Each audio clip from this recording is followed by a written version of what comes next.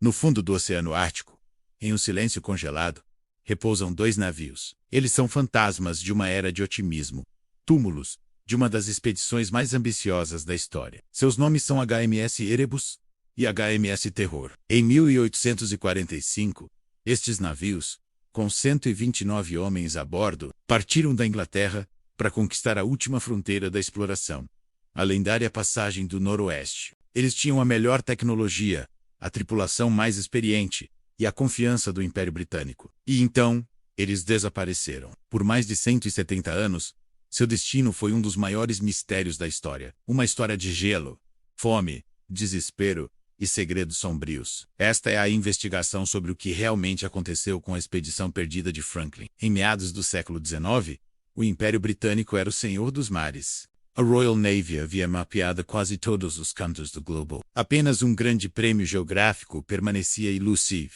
A Passagem do Noroeste, uma rota marítima através do labirinto de ilhas do Ártico canadense, que poderia criar um atalho comercial para a Ásia. Conquistar a Passagem do Noroeste era a ida à lua da era vitoriana. Era uma questão de prestígio nacional, uma demonstração de domínio tecnológico e da coragem do homem sobre a natureza. Após várias tentativas fracassadas, o almirantado britânico decidiu montar a expedição definitiva. Uma missão com recursos quase ilimitados, projetada não apenas para navegar, mas para dominar o Ártico.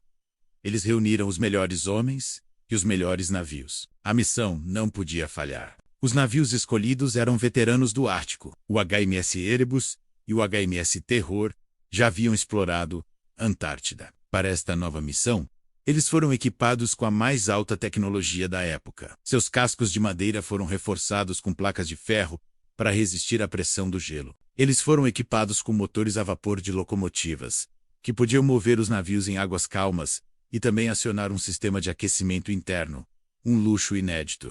E suas despensas foram abarrotadas com provisões para 3 anos, incluindo mais de 8.000 latas de comida. Outra inovação tecnológica. O comando foi dado a Sir John Franklin, um oficial de 59 anos, respeitado e experiente, embora não fosse a escolha mais dinâmica. A tripulação de 128 homens era a elite da Marinha Real.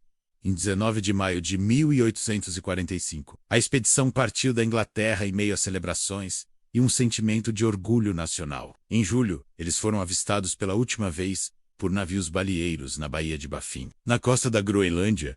Enquanto esperavam as condições ideais para entrar na Passagem do Noroeste, eles acenararam, entraram no labirinto de gelo e desapareceram. O silêncio total se instalou.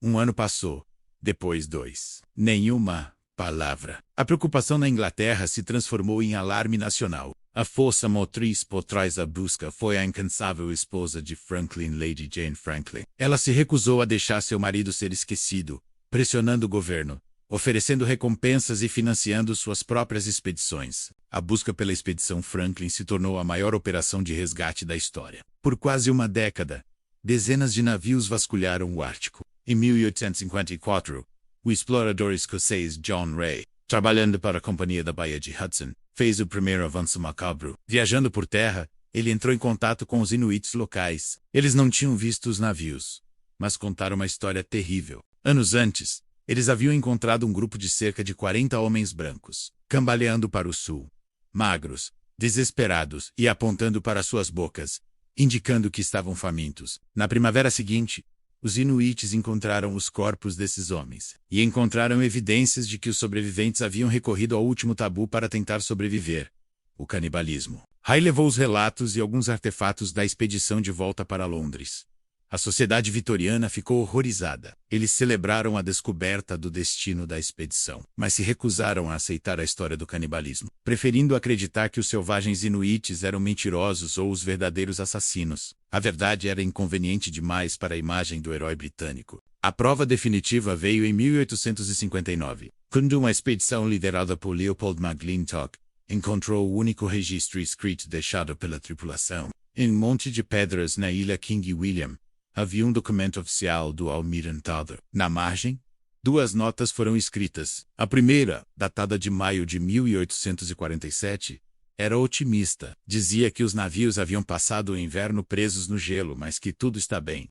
A segunda nota, escrita na mesma página, ano depois, Em abril de 1848, era aterrorizante. Ela relatava que os navios estavam presos no gelo há 1 ano e meio, que Sir John Franklin havia morrido em 11 de junho de 1847, e que os 105 sobreviventes, liderados pelo Capitão Crozier, haviam abandonado os navios e iriam marchar para o sul, em direção a um rio no continente. Era uma marcha suicida, o que causou um colapso tão completo. A ciência moderna nos deu as respostas. Análises dos poucos corpos encontrados revelaram níveis altíssimos de chumbo. A teoria é que as latas de comida, uma tecnologia nova, foram mal soldadas com chumbo, que vazou e envenenou lentamente a tripulação por 3 anos, causando fraqueza, confusão mental e morte. Combinado com o escorbuto e a fome, foi uma sentença de morte. Por mais de um século, eles permaneceram perdidos. Até 2014, usando tecnologia de sonar de ponta e, crucialmente, os relatos orais dos Inuits, que foram desprezados no século XIX. Uma equipe de arqueólogos canadenses encontrou o HMS Erebus. 2 anos depois, em 2016, o HMS Terror foi encontrado a 100 quilômetros de distância, em um estado de preservação quase perfeito, como um navio fantasma no fundo do mar. A descoberta dos navios foi um dos maiores achados arqueológicos do século XXI. Ela resolveu o mistério de onde, mas os detalhes de como e por que ainda estão sendo montados. Por que o Terror estava tão longe do Erebus? Alguém tentou navegar com ele para o sul? As respostas ainda estão seladas dentro dessas tumbas de madeira e gelo. A história da Expedição Franklin é uma lição trágica sobre a arrogância da tecnologia vitoriana diante da força implacável da natureza. E é um lembrete poderoso sobre a importância de ouvir todas as vozes, incluindo as tradições orais dos povos nativos, que sabiam a verdade o tempo todo. Os navios, agora silenciosos, são o capítulo final de um códice escrito em gelo, ossos e navios afundados, que nos conta uma história de coragem, desespero e dos limites da ambição humana no lugar mais inóspito da Terra.